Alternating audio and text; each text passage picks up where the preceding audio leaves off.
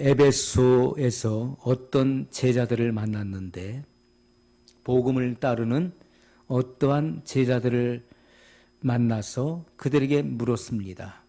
너희가 믿을 때 성령을 받았느냐? 그들이 대답하기를 아니라 우리는 성령이 있음도 듣지 못하였노라. 이것은 성령 세례가 있음도 듣지 못하였노라. 성령 세례를 어떻게 받는 것도 우리는 듣지 못했다. 그 말씀을 하고 있는 것입니다. 성령 자체를 알지 못한다, 들어보지 못했다는 말씀이 아니라 성령으로 세례를 받는다는 사실을 들어보지 못했다, 알지 못한다, 이렇게 고백한 것입니다. 그때 그러면 너희가 무슨 세례를 받았느냐라고 묻는 것이죠. 왜냐하면 그들이 성령의 세례를 받는 것을 알지 못하겠다고 고백한 것이기 때문에, 그러면 너희가 어떤 세례를 받았느냐? 그때 그들이 대답하기를 요한의 세례로라, 이렇게 대답한 것입니다. 자, 요한의 세례. 그래서 성경은 두 종류의 세례를 분명히 말씀하고 있습니다. 그래서 사도행전 19장 1절로 3절, 제가 지금 설명드린 이곳에 바로 요한의 세례, 이것은 물 세례를 의미하는 것입니다. 그리고 오늘 본문의 말씀 사도행전 1장 5절에는 성령의 세례에 대해서 말씀하고 있어요. 요한은 물로 세례를 베풀었으나 너희는 몇 날이 못되어 성령으로 세례를 받으리라, 이렇게 말씀하신 것입니다. 자, 그래서 우리가 물 세례는 죄를 회개하고 그리스도에게 속했다고 하는 표징이 되는 것입니다. 이것을 우리가 제1차의 은혜, 다른 말로 중생의 은혜, 또 다른 말로 거듭남, 또 다른 말로 신생, 이렇게 표현하는 것입니다. 자, 또 하나는 성령의 세례죠. 성령의 세례는 위로부터 능력의 입히움을 받는 것입니다. 그래서 사도행전 1장 8절에 오직 성령이 너희에게 임하시면 너희가 권능을 받고, 너희가 위로부터 능력을 입히울 때까지 이 성에 유하라고 예수님은 분부하셨던 것입니다. 그래서 성령의 세례는 위로부터 능력의 입히움을 입음으로 마음과 영혼을 단장하게 되는 것입니다. 주의 재림을 준비할 수 있는 준비를 갖추는 거예요. 마음과 영혼을 단장시키는 것입니다. 자, 이 같은 사실을 성경은 우리에게 증거하고 있는 것입니다. 자, 그래서 사도행전 15장 8절로 9절에 보면 또 마음을 아시는 하나님이 우리에게와 같이 저희에게도 성령을 주어 증거하시고 믿음으로 저희를 깨끗이 하사 저희나 우리나 분간치 아니하셨느니라. 자, 마음을 아시는 하나님이 우리에게와, 우리는 유대인, 저희에게도 이방인, 바로 고넬료의 가정에 있었던 고넬료의 그 가족과 그리고 지인들, 저희에게도 성령을 주어 증거하시고 믿음으로 저희를 깨끗이 하사 저희나 우리나, 저희는 이방인, 우리는 유대인, 분간치 아니하셨느니라. 자, 우리가 성령의 세례를 받지 않는다면 사도 바울이 고린도 교인들에게 말한 것처럼 너희는 육신에 속한 자로다. 성령의 은사를 다양하게 받았을지라도 다른 성경에 나오지 않은 성령의 은사들이 고린도 전서에 다 나오고 있습니다. 다 열거되어 있어요. 고린도 교인들은 기도를 나름대로 많이 했고 그리고 성령의 은사를 경험한 자들이었습니다. 그럼에도 불구하고 사도 바울은 그들을 가리켜서 너희는 육신에 속한 자로다, 이렇게 말씀했어요. 육신에 속한 자, 그들이 성령을 받지 않았다는 말이 아닙니다. 그들은 성령을 받은 사람들이었어요. 우리가 거듭날 때 성령을 받는 것입니다. 성령을 받는 거예요. 그러나 주님께서는 성령을 받은 자들, 거듭남의 은혜를 경험한 자들에게 2차의 은혜를 말씀하고 있는 것입니다. 그것은 사역과 직결되는 것이고 재림에 대한 준비가 되는 것입니다. 그것은 자기의 몸과 영혼을 단장한 신부로 단장하는 것이고, 그리고 능력의 입히움을 입어서 주님께서 주신 바 그 사명을 능력 있게 감당할 수 있는 힘을 얻게 되는 것입니다. 그래서 성령의 충만함으로 나타나지는 것이죠. 성령 세례가 최초의 성령 충만함으로 나타나는 사실을 우리는 성경을 통해 보았습니다. 예수님께서는 너희는 몇 날이 못되어 성령으로 세례를 받으리라. 사도행전 2장 1절로 4절에 보면 오순절 날이 이르렀을 때 성령이 그들 가운데 강림하셨고 그들은 다 성령의 충만함을 받았다라고 말씀하고 있어요. 그래서 최초 우리가 성령 세례가 최초의 성령 충만으로 나타나진 사건을 보게 됩니다. 그래서 성령 세례는 단회적인 것이고 성령 충만은 반복적이고 계속적인 것입니다. 성령 세례는 한 번 받는 거예요. 그러나 성령 충만은 그 이후로 계속해서 반복적으로 받아야 된다는 사실을 말씀하고 있는 것입니다. 그래서 사도 바울이 고린도 교인들에게 말하는 너희는 육신에 속한 자로다. 내가 너희를 신령한 자들을 대함과 같이 말할 수 없어서. 신령한 자들은 영에 속한 사람을 말하는 거예요. 내가 너희를 영에 속한 사람, 성령의 세례를 받아서 성령을 쫓아 행하는 자들과 같이 대할 수 없어서 어린아이와 같이 너희를 대한다. 너희는 육신에 속한 자라. 이렇게 말했던 것입니다. 성령을 받았지만은 성령에 의해서 지배를 받는 수준에는 이르지 못했다는 것이죠. 성령의 지배를 받는 것은 성령의 충만함 속에 있을 때 성령의 지배를 받는다. 그래서 성령 충만을 가리켜서 플레스라고 하는 것입니다. 충만, 가득 찼다, 꽉 채워졌다는 것을 의미하는 것인데 이렇게 성령의 지배를 받는 수준에는 이르지 못했다. 그 수준에까지 성장치 못한 자를 가리켜 말하는 것입니다. 또 그리스도 안에서 어린 아이와 같이 대한다. 이렇게 말했던 것입니다. 우리가 요한 1서 1장 7절에 보면 성령 세례를 받은 자를 가리켜서 이렇게 말하고 있습니다. 그 아들 예수의 피가 우리를 모든 죄에서 깨끗게 하실 것이요. 모든 죄, 이것은 자범죄와 원죄를 포함한 모든 죄를 말하는 것입니다. 그래서 강건한 장부가 되게 하시는 것입니다. 강건한 장부가 되게 하신다. 성령의 세례를 받은 자들은 장부가 되는 것입니다. 자, 그래서 로마서 8장 14절에 보면 무릇 하나님의 영으로 인도함을 받는 그들은 곧 하나님의 아들이라. 이렇게 말씀했어요. 하나님의 영으로 인도함을 받는 그들이 곧 하나님의 아들이라는 것입니다. 성령의 세례를 받음으로 성령의 인도를 따르는 자들을 가리켜 하신 말씀인 것입니다.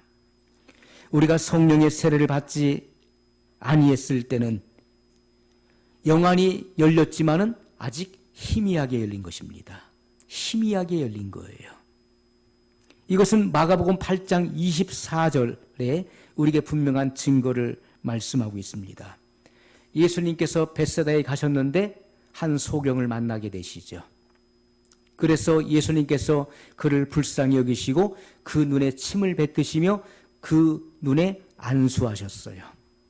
그리고 무엇이 보이냐 물으셨을 때 그가 보니까 나무 같은 것들이 걸어가는 것이 보이나이다 이렇게 말하는 거예요. 그 나무 같은 것들은 사람이죠. 그런데 사람의 모습이 선명하게 보이지 않고 명확하게 보이지 않고 나무 같은 것들이 걸어가는 것을 보나이다 이렇게 말을 했어요. 그때 예수님께서 다시 그 눈에 안수하심에 그가 그제서야 밝히 보게 되었고 만물을 밝히 보았다 이렇게 말씀하고 있어요. 자, 눈에 침을 뱉으시며 안수하셨습니다. 나무 같은 것들이 걸어가는 것을 보나이다.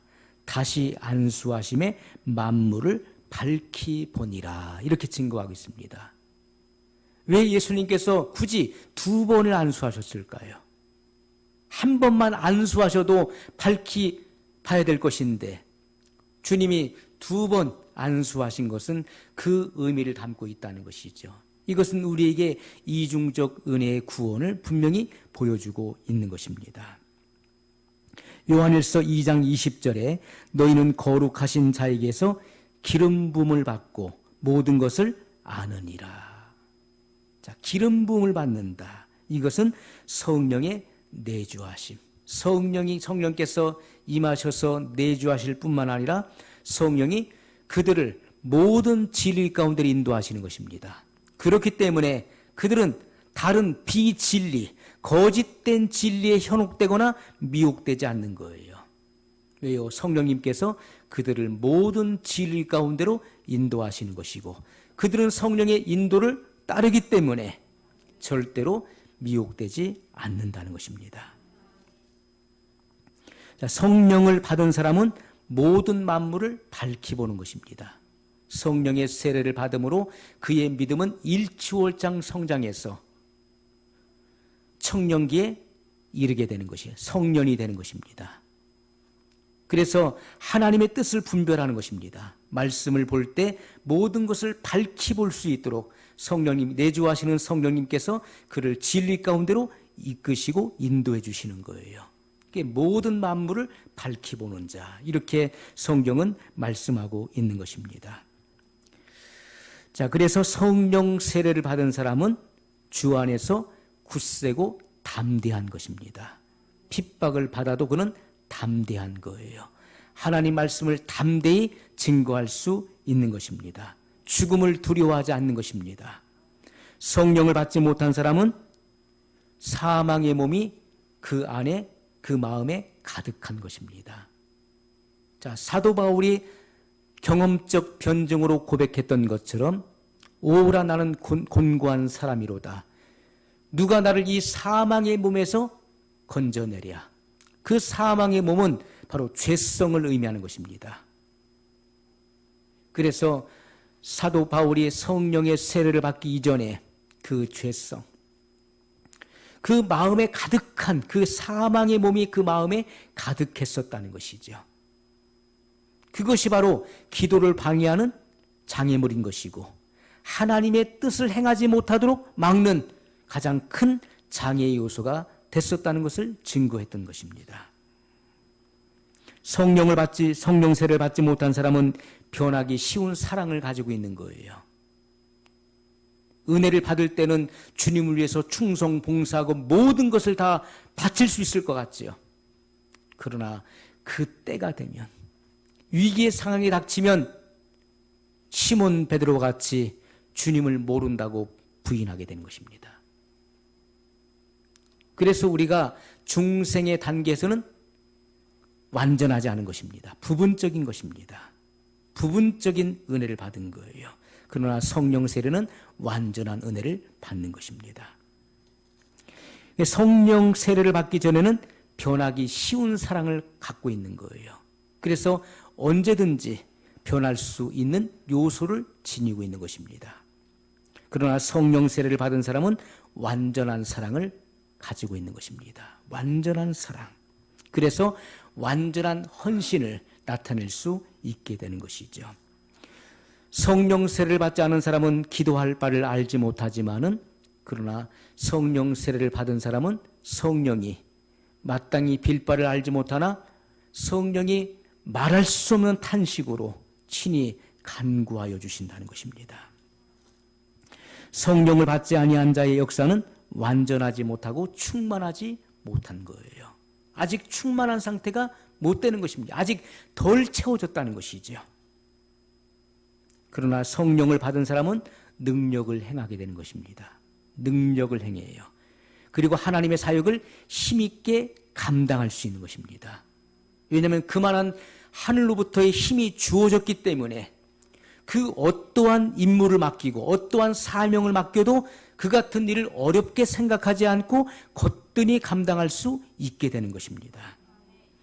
자, 이와 같은 놀라운 권리와 특권을 우리에게 주시기로 약속하신 이 성령 세례는 우리가 구하지 않으면 안 되는 것입니다. 마땅히 구해서 얻지 않으면 안 되는 거예요. 이것은 권리와 특권을 떠나서 주님의 엄숙한 명령인 것입니다. 술 취하지 말라 이는 방탕한 것이니 오직 성령의 충만함을 받으라 명령하셨어요. 오늘 본문의 말씀에서도 요한은 물로 세례를 베풀었으나 물 세례가 있다는 것은, 우리가 표면적 세례가 있다는 것은 실제적 세례, 영적 세례가 있다는 것을 분명히 말씀해 주고 있는 것이죠. 요한은 물로 세례를 베풀었으나 너희는 몇 날이 못되어 성령으로 세례를 받으리라. 이것은 예수님의 지엄하신 명령이었습니다. 성령 세례를 구하라. 주님은 주신다고 약속하셨어요. 요한복음 14장에서도 성령을 주님은 약속하셨습니다. 성령님을 소개하셨고 그러하나 진리의 성령이 오시면 너희를 모든 진리 가운데 인도할 것이다. 진리의 성령이 내가 너에게 말한 모든 것을 생각나게 하시고 가르치시고 장래일을 알리실 것을 예수님은 말씀하셨습니다. 성령 세례를 반드시 받아야 될 것을 예수님은 명령하셨던 것이죠. 그러므로 예수님의 십자가상에서 이와 같은 1차의 은혜, 중생의 은혜와 2차의 은혜, 성결의 은혜가 이미 마련되고 예비되어 있음을 성경은 분명히 우리에게 증거하셨다는 것입니다. 자, 그래서 우리가 다니엘서 11장 32절에 보면 그가 또 언약을 배반하고 악행하는 자를 계율로 타락시킬 것이나 오직 자기의 하나님을 아는 백성은 강하여 용맹을 발하리라. 성령의 세례를 받은 사람은 힘있게 일할 수 있는 것입니다. 여러분, 앞으로 예수님의 공중재림 이후에 악한 원수 마귀와 그를 추종하는 그런 악한 영들이 이 지상으로 밀려나면서 이 땅에는 7년 대환란이 일어나게 되는 것입니다. 7년 대환란. 7년 대환란이라는 말이 성경에 7년 대환란이라고 기록되어 있지 않지만은 그 환란이 7년이 될 것을 성경은 분명히 말씀하고 있는 것입니다. 성경에는 휴거라는 말도 없습니다. 휴거라는 단어 성경에 보셨습니까? 없습니다. 이 휴거라고 하는 것은 들림받는 것을 의미하는 것입니다. 구름 속으로 끌어올린다. 랩처. 끌어올린다. 이끌어간다. 그래서 휴거라는 단어를 사용하게 된 것입니다. 그래서 들림받는다. 데려감을 당한다. 그 말이 휴거인 것입니다. 자, 7년 대환란이 일어났을 때 그때는 적그리스도가 등장하는 것이죠. 그 적그리스도는 안티크라이스트, 그는 유대인입니다. 그리고 그는 전 세계인들을 지배하는 지배자로 등장하게 되는 것이죠. 그는 바다에서 올라온 짐승입니다. 그는 10뿔을 가진 짐승이에요. 열국과 열방 가운데서 그는 등장하는 것입니다. 그리고 모든 세계인들이 그를 주목하게 되는 거예요. 그는 전 세계인들로 하여금 짐승의 표를 받게 하고 또 짐승의 우상을 만들어 그 우상에게 말할 수 있는 권세를 주는 것이고, 그리고 그 우상 앞에 절하지 않은 자는 며칠든지 다 죽이는 일들을 행하는 것입니다. 자, 7년 대환란이 일어났을 때 이 적그리스도는 유대인들로 더불어서 7년 평화조약을 맺게 되는 것입니다. 그리고 유대인들이 그토록 염원했었던 제3성전에서 제사를 드리게 하는 것입니다. 제사. 그래서 7년 대환란이 시작되기 전에 제3성전은 세워지는 것입니다. 그래서 7년 평화조약을 맺으면서 전 3년 반 동안 7년을 평화조약을 맺지만은, 그러나 이 적그리스도가 허용하는 것은 결국 3년 반이 되는 것이죠. 그래서 전 3년 반, 그래서 그가 평화조약을 맺고 유대인들에게 제사를 허용합니다. 지금 유대인들은 이미 다 제3성전을 건설하려고 하는 이 모든 것들을 다 조립식으로 다 갖춰 놓았습니다. 복제를 통해서 붉은 암송아지를 복제하는 일에 성공했어요. 모든 것이 다 준비되어 있는 거예요. 그래서 7년 평화조약을 맺게 되면서 그들은 제사를 지내게 됩니다. 그러나 전 3년 반이 끝나면서 적그리스도가 돌변을 하게 되고 제사를 드리지 못하게 합니다. 그때 비로소 유대인들은 돌이키게 되지요. 저 사람이 그리스도가 아니라 우리가 속았다. 그리스도는 이미 2000년 전에 십자가에서 우리의 죄를 대속하셨던 그분, 예수 그리스도, 그분이 바로 메시아이셨다. 그러면서 유대인들의 그 후 3년 반 동안에 회개와 통곡이 일어나게 되는 것입니다. 성경이 이와 같은 사실을 분명히 증거하고 있습니다. 그가 또 언약을 배반하고 악행하는 자를 게을로 타락시킬 것이나 오직 자기의 하나님을 아는 백성은 강하여 용맹을 바라리라. 성령의 세례를 받은 사람들은 용맹을 바라게 되는 것입니다. 성령의 이끌림을 받는 사람들은 강하여 용맹을 바랄 수 있게 되는 거예요. 여러분, 우리는 주님께서 약속하시고 명령하신 성령의 세례를 반드시 받기 위해서 우리는 구하지 않으면 안 된다는 것입니다. 여러분이 하나님의 자녀가 되었습니까? 여러분이 예수 그리스도를 믿음으로 구원을 받았습니까? 하나님의 자녀의 신분이 되었나요? 여러분이 거듭났습니까? 그렇다면 성령님께서는 여러분을 위해서 여러분의 마음속에 성취하시려고 하는 이 확실한 은혜를 바랄 수 있어야 된다는 것입니다. 거듭난 사람만이 2차의 은혜를 받을 수 있는 자격을 얻은 것입니다. 거듭나지 않은 사람은 2차의 은혜를 받을 수가 없는 것입니다. 그러나 거듭난 모든 그리스도인들은 2차의 은혜를 구할 수 있고 또 받을 수 있는 자격을 얻게 됐다는 것이죠.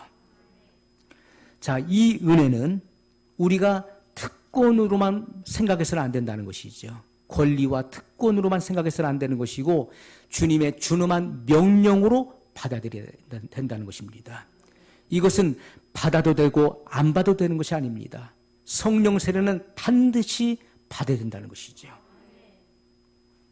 에베소 5장 18절에 술 취하지 말라. 이는 방탕한 것이니 오직 성령의 충만함을 받으라. 이렇게 명령하셨어요. 성령의 충만함을 받으라는 것은 하나님께서 우리에게 명령하신 바인 것입니다. 사도행전 2장 38절에 사도 베드로가 성령의 세례를 받고 나서 이제 말씀을 증거하게 되었는데 그 복음을 들은 대상은 천하 각국에 흩어졌던 디아스포라 됐었던 유대인들이었습니다. 그들이 절기를 지키기 위해서 본국으로 왔다가 사도 베드로의 설교를 듣게 되죠. 베드로가 가로되 너희가 회개하여 각각 예수 그리스도의 이름으로 세례를 받고 죄 사함을 얻으라. 그리하면 성령을 선물로 받으리니. 사도 베드로가 그들에게 증거하기를 너희가 십자가에 못 박아 죽인 나사렛 예수가 바로 하나님의 아들이셨다라고 증거했을 때 그들은 마음에 찔림을 받고 형제들아 우리가 어찌할꼬 우리가 메시아를 죽였으니 이 죄를 어찌할꼬 하면서 그들이 애통해할 때 베드로가 한 말인 것입니다. 너희가 회개하여 각각 예수 그리스도의 이름으로 세례를 받고 각각 우린 개인적으로 구원은 개인적으로 이루어지는 것입니다. 각각 회개하여 예수 그리스도의 이름으로 세례를 받고 죄사함을 얻으라. 그리하면 자, 죄사함을 얻는 것은 바로 거듭남, 중생의 은혜를 말하는 것입니다. 그 이후에 바로 성령 세례가 주어지는 것인데 그리하면 성령을 선물로 받으리니 이것은 성령 세례를 의미했던 것입니다. 자, 히브리 기자는 히브리서 12장 14절에 다시 오시는 주님, 강림하시는 예수님을 맞이할 수 있는 분명한 근거를 말씀하고 있습니다. 화평함과 거룩함을 쫓으라. 이것이 없이는 아무도 주를 보지 못하리라. 이렇게 말씀했던 것입니다. 우리가 강림하시는 다시 오시는 예수님을 맞이할 수 있는 분명한 자격과 그리고 그의 준비는 무엇입니까?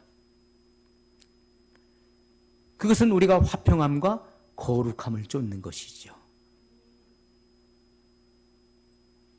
하나님과 사람 사이의 평화, 사람과 사람 사이의 평화를 도모하고 꾀하는 것입니다. 피스메이커가 되는 것입니다. 평화를 일궈내는 자, 평화를 만들어내는 자가 되어야 되는 것이고, 그리고 거룩함을 쫓아야 된다는 것이죠. 이것은 성령 세례를 의미하는 것입니다. 자, 이것이 없이는 아무도 주를 보지 못하리라. 공중에 재림하시는 주님을 만나뵐 수 없다는 것을 말씀하셨어요. 그러므로 성령 세례는 우리의 구원의 기초가 되는 것입니다.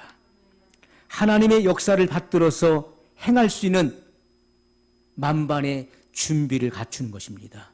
주님께서 어떠한 임무를 주시든지 무엇을 명령하시든지 그것을 행할 수 있는 이들은 성령의 세례를 받은 자들이에요.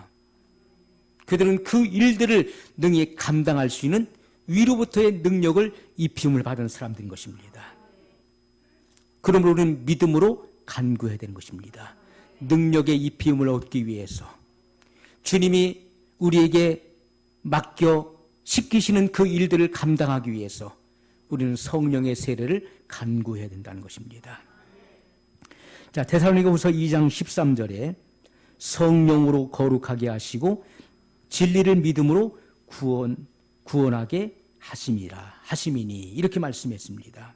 성령으로 거룩하게 하시고 진리를 믿음으로 구원하게 하심이니. 자, 성령의 거룩하게 하시는 사역을 말씀하고 있는 것이죠. 성령의 거룩하게 하시는 역사, 그리고 진리에 대한 믿음을 통해서 구원에 이르게 하시는 이 역사를 말씀하고 있는 것입니다. 그래서 우리가 복음을 들을 때 죄를 회개하게 되죠.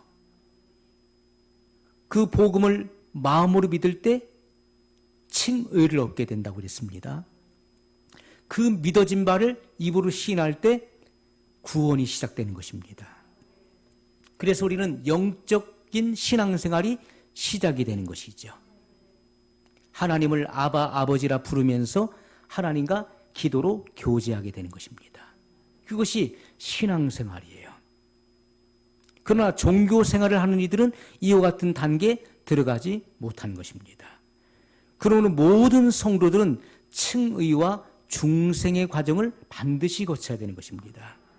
그래야 그 예배를 하나님이 받으시는 것이고 그의 마음속에 하나님의 사랑이 간헐적으로 부어진 바 되어서 그 십자가의 사랑을 알고 헌신하고 봉사하고 주의 교회를 사랑하게 되고 그리고 성도와 성도 간의 아름다운 교제가 이루어지게 되는 것입니다. 우리는 회개와 거듭남을 통해서 우리의 그 행위의 죄가 용서를 받게 된 것입니다. 그래서 복음의 진리를 통해 살 수 있도록 성령님께서 인도해 나가시는 것이죠. 오늘 우리는 이 진리 안에 들어있는 모든 내용들을 다 이해하고 깨닫고 분별해야 되는 것입니다. 우리는 이 진리 안에 우리는 배우고 확실한 일에 거할 수 있어야 되는데 이 진리 안에는 하나님의 경륜이 들어있죠. 그리고 그 경륜 안에 인류 구속사의 그런 비밀한 계시가 담겨져 있는 것입니다. 이 속에 하나님의 섭리와 계획이 담겨져 있어요. 그리고 하나님의 선택과 부르심의 의미가 담겨져 있습니다. 그리고 사람의 구원, 그리고 성결의 은총이 무엇인지를 담고 있습니다. 믿음이 무엇이고 예수님의 재림이 무엇이며 그 이후에 장차 되어질 일들에 대한 계시가 다 담겨져 있는 것입니다. 이와 같은 진리를 우리는 정확하게 분별하고 깨달을 수 있어야 된다는 것이죠. 그래서 우리가 성결의 은혜, 다른 말로 성령 세례, 성령 세례를 받기까지는 우리의 믿음의 완전성을 우리가 검증하기가 어려운 것입니다. 우리의 믿음의 완전성을 검증하기 위해서는 성령 세례를 받았느냐 하는 것입니다.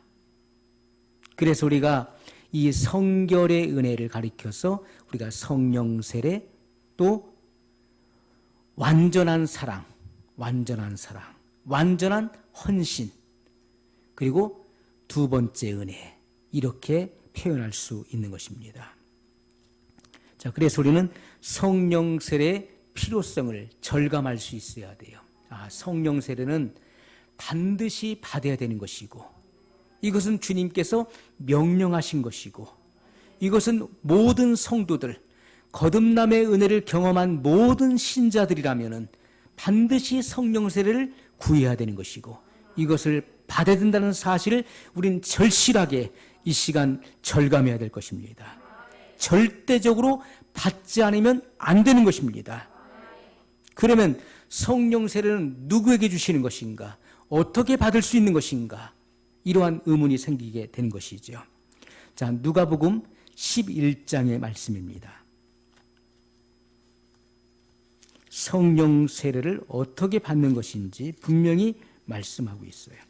누가복음 11장 13절의 말씀입니다. 너희가 악할지라도 좋은 것을 자식에게 줄 알거든 하물며 너희 천부께서 구하는 자에게 성령을 주시지 않겠느냐 하시니라. 아멘. 자, 예수님께서는 너희 중에 아비된 자가, 육신의 아비된 자라도 누가 아들이 생선을 달라 하면 생선 대신에 뱀을 주며, 생선을 고기가 먹고 싶다고 하는데 뱀을 던져주면서 야, 생선이다 먹어라 할 부모가 있겠습니까? 알을 달라 하면 전갈을 줄 부모가 있겠느냐는 거예요. 자, 너희가 악할지라도, 악한 자가 누굽니까? 악한 자는 죄인을 말하는 것입니다. 모든 인류를 말하는 거예요. 인류는 전적으로 부패하고 타락했기 때문에 악한 자인 것입니다. 모든 사람이 다 죄의 속박 아래 있는 것입니다. 그래서 너희가 악할지라도, 악하다는 것은 인류를 말하는 거예요. 좋은 것을 자식에게 줄 알거든. 자기가 낳은 그 자식에 대해서는 자기가 못 먹더라도 자식에게 더 좋은 것을 주려고 하는 것이 사람의 성정인 것입니다. 그 속성인 것입니다. 그것을 타고난 것입니다. 하물며 너희 천부께서 구하는 자에게 성령을 주시지 않겠느냐. 누구에게 주시는 것입니까? 구하는 자.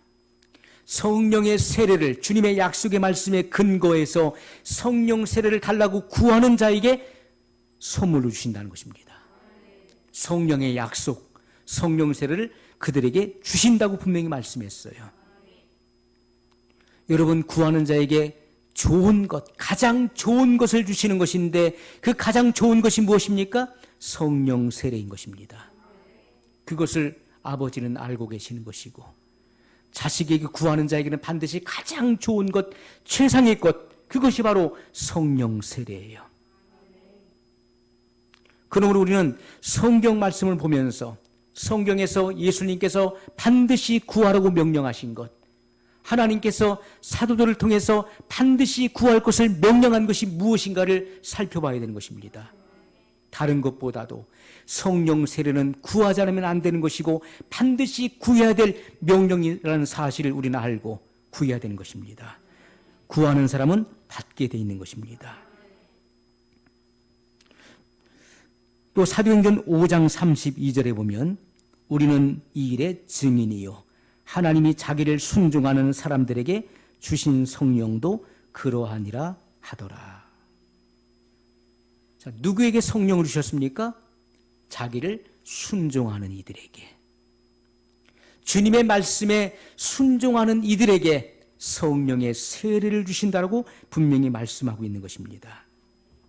자, 그러므로 이제 이 말씀에 대한 해석은 다 이루어졌습니다. 그러면 성령을 받고 받지 못하는 것은 누구에게 달려있는 것입니까? 나에게 달려있는 것이죠.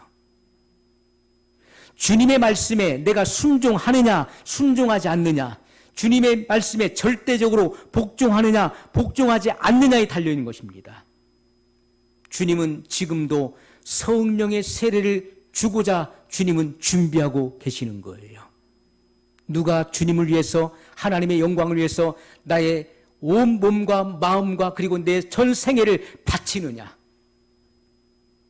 그렇게 주님의 말씀에 순종하는 자들, 자기의 몸을 거룩한 산 제물로, 산 제사로 드리는 순간 주님께서는 그 마음의 여부를 보시고 순간적으로 성령의 세례를 베푸신다는 것입니다.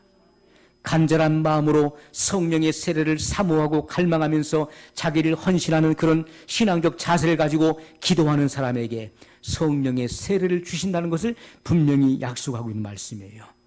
그러므로 문제는 나에게 있음이 자명해졌습니다. 우리가 받고 받지 못하는 것은 하나님께 달린 것이 아니라 우리에게 달려있는 것입니다.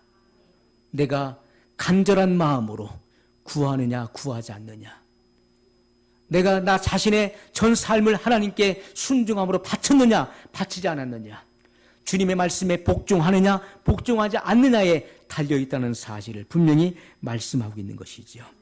오늘 우리는 완전한 헌신, 완전한 헌신, 큰 일이든 작은 일이든 힘에 지나는 수고와 헌신을 아껴서는 안 될 것입니다. 어떤 환경이나 어떤 형편이나 상황에서든지 끊어지지 않는 헌신을 계속해 나가야 돼요.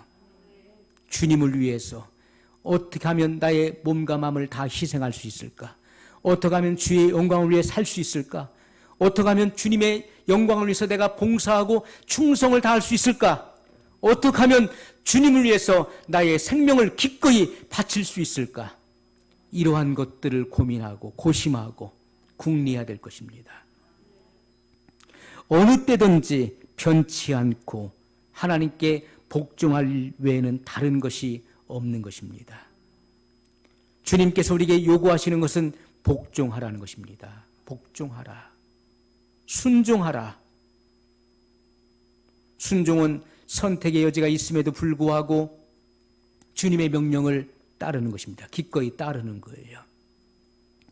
복종은 선택의 여지가 없는 것입니다. 그러나 억지로 하는 복종이 아니라 거룩한 복종을 원하신다는 것이죠. 기꺼이 하나님의 뜻을 받아들이고 그 뜻에 순순히 기쁨으로 복종되는 것입니다. 그것을 거룩한 복종, 예수님이 하셨던 이와 같은 복종을 말하는 것입니다. 그래서 우리는 오늘부터 영원까지 빛 가운데로 걸어가기로 작정해야 될 것입니다. 나는 복음의 밝은 빛 가운데로 행하리라. 성령의 빛비춤 아래 행하리라. 우리 마음에 결정해야 될 것입니다. 이러한 그리스도인들을 주 예수 그리스도의 피가 그들의 모든 죄에서 깨끗하게 하시고 그들을 영원토록 보호하실 것입니다. 성령의 세례는 차차 받는 은혜가 아닙니다. 차차 받아가는 은혜가 아니에요. 성령의 세례는 순간적으로 주시는 확실한 체험적 은혜인 것입니다. 일생일대 잊혀질 수 없는 확실하고도 분명한 체험적인 은혜인 것입니다. 그것을 부인할 수 있는 사람은 아무도 없어요. 여러분, 예수님의 그 120문도가 주님의 명령을 받던 120문도가 오순절날에 마가의 다락방에서 성령의 체험을 했는데 급하고 강한 바람 같은 소리가 저희 앉은 온 집에 가득했습니다. 그리고 성령이 각 사람 위에 그 불로 임했습니다. 성령의 그 불길이, 그 불꽃이 각 사람 위에 임했어요. 그리고 그들은 성령의 말하심을 따라 다른 방언들로 말하기 시작했습니다. 이와 같은 성령의 확실하고도 명확한 체험을 그들이 한시라도 잊을 수 있었겠습니까? 세월이 30년, 40년, 50년이 지났다고 해서 그 체험이 잊혀질 수 있을까요? 그럴 수 없는 것입니다. 이 체험은 확실하고도 분명한 체험인 것입니다. 제가 성령의 세례를 체험한 것, 40분 동안 그 불 가운데 있으면서 눈을 떠도 보이고 감아도 보이는 이 성령의 세례를 경험하고 하늘이 열리고 하늘로부터 불이 내려오는 것을 경험하고 40분 동안 불 속에 있었던 하나님의 음성을 들었던 그 경험은 지금도 어제와 같이, 어제 있었던 일과 같이, 오늘 아침에 있었던 일과 같이 지금도 제 눈앞에 생생한 것입니다. 저는 이 체험을 한시도 잊어본 적이 없습니다. 단 하루도 잊어본 적이 없어요. 그 체험이 저를 이끌어왔던 것입니다. 이것은 확실하고도 분명한 체험이었던 것이죠. 고넬료의 가정에서 일어났던 그런 분명한 체험들, 이것은 잊혀질 수 없었던 체험이고, 사도 바울이 어떻게 다메섹에서 있었던 그 일들을 잊어버릴 수 있었겠습니까? 혈기등등하여 믿는 사람들을 핍박하기 위해서, 그들을 잡아 끌고 오기 위해서 체포영장을 발부받아서 가고 있는 도중에 낮 12시 해보다 더 강력한 빛이 그에게 조명되면서 사울아 사울아 부르실 때 그는 꼬꾸라졌고, 주여 누구십니까? 라고 물었을 때 나는 내가 핍박하는 나사렛 예수니라. 내가 어찌하여 나를 핍박하느냐. 그는 부활하신 주님, 그리고 승천하셔서 하나님의 영광 보호자에 앉아 계신 주 예수님을 만나게 됩니다. 이와 같은 다메섹의 경험을 그가 세월이 흐른다고 해서 잊어버릴 수 있었을까요? 안 되는 것입니다.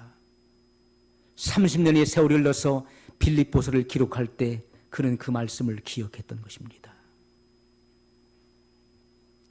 일생일대 잊혀질 수 없는 분명하고 확실한 체험을 여러분은 할 수 있는 것입니다. 왜냐하면 성경에 분명한 약속이기 때문에 그런 것이고, 하나님은 지금도 살아계신 분이시기 때문에 그런 것이고, 예수 그리스도는 어제나 오늘이나 영원토록 동일한 분이시기 때문에 그런 것입니다. 세상은 복음을 믿지 않습니다.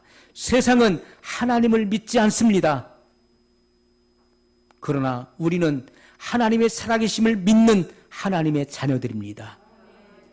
우리는 예수님의 보혈로 말미암아 죄 사함을 받았고 중생의 은혜를 경험했습니다.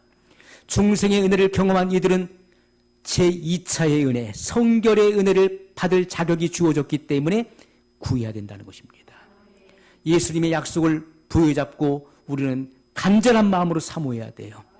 그때 차차 받는 은혜가 아니라 여러분의 온 몸과 생애를 주님 앞에 드리기로 작정되었을 때 하나님께서는 누구보다도 여러분의 마음을 깊이 아시기 때문에 그것이 확인되고 발견되는 순간에 여러분은 순간적인 성령의 세례를 받게 되는 것입니다. 여러분이 있는 그 자리에서 성령의 세례를 받게 되는 것입니다. 여러분, 우리가 잘 아는 것처럼 요한 웨슬리는 올더 스케이트 거리에서 그는 그 올더 스케이트라고 하는 그 거리, 사람이 많은 그 거리 한복판에서 성령의 불을 받아 꼬꾸라졌습니다. 여러분이 있는 그 자리에서, 그 자리가 어떠한 자리든지 주님께서는 여러분이 주님을 위해서 희생하기로 온 몸과 마음과 일생을 바치는 그 순간에 성령의 세례를 주신다는 것입니다. 여러분 자신을 하나님께서 받으시기에 합당한 산 제물로 드릴 수 있어야 돼요.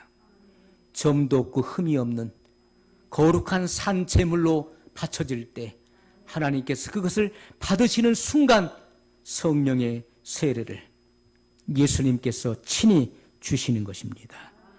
이것은 순간적으로 여러분의 마음에 성취하시는 바로 하나님의 은혜인 것입니다. 이것은 칭의의 은혜와 같이 우리가 칭의도 어떻습니까? 순간적으로 받는 것입니다. 내가 불의한 자요, 진노의 본질상 진노의 자식이요, 그리고 죄인이요, 마귀의 자식이었어요. 그런데 어느 날 복음을 듣고 죄를 회개하고 하나님의 존재가 믿어지면서 죄를 통회하게 되죠. 그리고 이 복음을 믿음으로 받아들인 것입니다. 그 순간에 하나님은 우리에게 칭의의 은혜를 베푸시는 거예요. 의롭다. 내가 십자가의 사랑을 받아들이고 이 부활의 복음을 내가 받아들임으로써, 믿음으로써 내가 너를 의롭다 여기노라. 칭의의 은혜를 베푸시는 것입니다. 자, 이렇게 칭의의 은혜를 베푸시는 것처럼 우리들의 헌신과 믿음의 기도로 말미암아 얻게 되는 분명하고 확실한 경험이 되는 것입니다. 이것은 우리의 마음과 몸에 확연하게 나타나는 체험적 은혜가 되는 것입니다. 주님께서는 십자가에서 이미 다 예배해 놓으셨어요. 마련해 놓으시고 구할 것을 명령하고 계십니다. 이 모든 은혜는 다만 우리가 믿음으로 받아들일 때, 우리의 믿음으로 말미암아 우리에게 임하는 은혜라는 것입니다. 사람들이 신앙을 떠나는 것, 사람들이 이 믿음의 도리를 배반하고 떠나는 것, 왜 그렇습니까? 그것은 믿지 않기 때문에 떠나는 거예요. 예수님께서 오병이어의 기적을 베푸신 이후에 이 오병이어의 실체를 말씀하실 때 사람들은 수군거리기 시작하면서 주님 곁을 떠나기 시작했습니다. 이 말씀은 어렵도다. 아니, 자기가 무엇이간데 자기의 살을 먹고 피를 마시지 않으면 자기와 상관이 없다? 이 말씀은 어렵도다. 누가 알아들 수 있느냐? 다시는 저 사람과 다니지 말자. 저 사람 이상한 사람이야 하면서 다 떠났다는 것입니다. 예수님께서 제자들을 바라보시면서 너희도 가려느냐 라고 했을 때 시몬 베드로가 영생의 말씀이 여기 계심에 우리가 누게로 가오리이까. 왜 그들이 주님 곁을 떠난 이유가 무엇입니까? 기사와 능력을 베푸실 때는 너무나 좋았는데 주님께서 영적인 말씀을 하실 때 그들은 믿지 못하겠다는 것이죠. 야, 정말 거짓말이야. 어떻게 그럴 수가 있어? 그래서 그들은 주님을 떠났습니다. 주님을 떠나는 이유는 단 한 가지입니다. 분명한 것입니다. 주님을 배교하는 그 이유는 분명한 거예요. 그것은 믿지 않기 때문에, 믿지 못하기 때문에 결국 떠나게 되는 것입니다. 그러므로 언제든지 가장 큰 죄는 믿지 않는 것이 죄예요. 하나님의 아들이 이 땅에 오셨음에 그들은 하나님의 아들을 영접지 않았습니다. 그것은 하나님의 아들로 믿지 않았다는 것이죠. 영접하는 자, 곧 그 이름을 믿는 자들에게는 하나님의 자녀가 되는 권세를 주셨으니 믿지 아니함으로, 하나님의 독생자 이름을 믿지 아니함으로 벌써 심판을 받은 것이니라 이렇게 말씀하셨어요.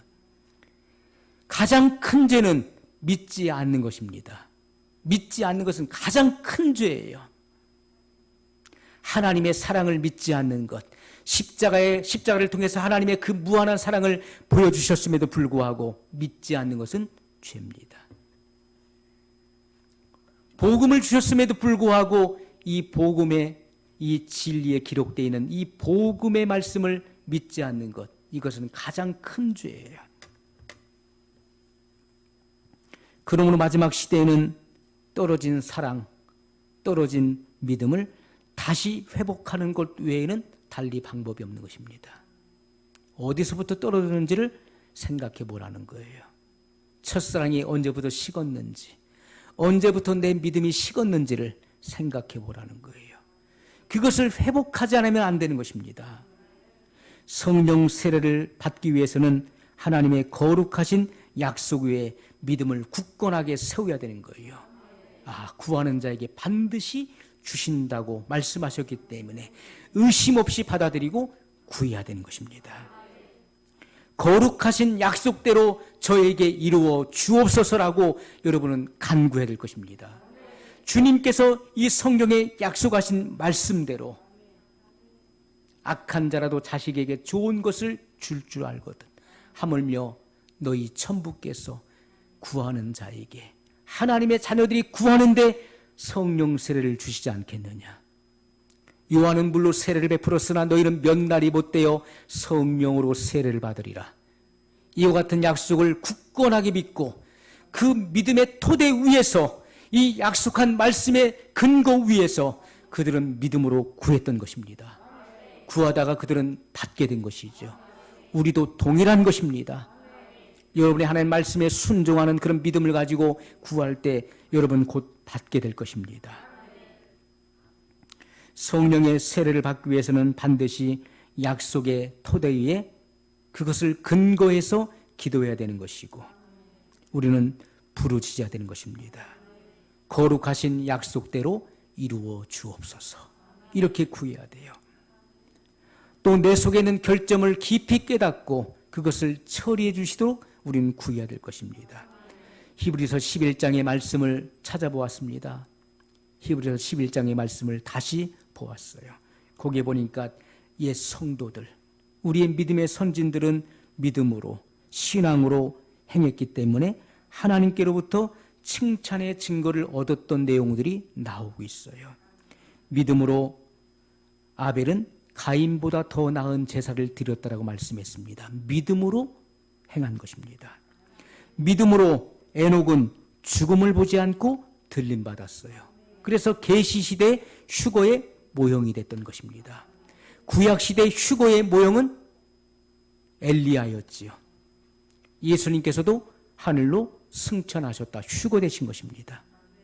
이것은 우리에게 휴거의 모형을 분명히 보여주고 있는 것이죠. 믿는 자들이 예수님께서 공중에 재림하실 때 그와 같이 휴거될 것입니다. 믿음으로 노아는 방주를 예비했다고 말씀하고 있어요. 자, 믿음으로 아브라함은 갈 바를 알지 못할 때 순종했다라고 말씀했습니다. 믿음으로 사라는 100세 단산하였음에도 불구하고 잉태하는 힘을 얻었다라고 말씀하고 있어요. 믿음으로 홍해를 육지같이 걷는 사실도 증거하고 있어요. 믿음으로 여리고성을 함락시킨 것도 증거하고 있어요. 믿음으로 여자들은 죽은 자를 부활로 얻은 사실도 증거하고 있습니다. 그 외에도 많은 말씀들이 열거되어 있어요. 이것은 믿음은 불가능을 가능케 한다는 것입니다. 믿음의 기도는 하나님의 약속을 성취시킨다는 거예요. 믿음으로 구하십시오. 구하는 자는 받는 것입니다. 우리 말씀을 기억하면서 우리 한 목소리로 성령의 세례를 받기 위해서 주님의 약속의 말씀에 근거하여서 우리 믿음으로 같이 기도하겠습니다. 영원하신 사랑의 하나님 아버지, 감사합니다. 우리는 이 일의 증인이요 하나님이 자기를 순종하는 자들에게 주신 성령도 그러하니라 말씀하셨던 것처럼 하나님께서 자기를 순종하는 자들에게 자기의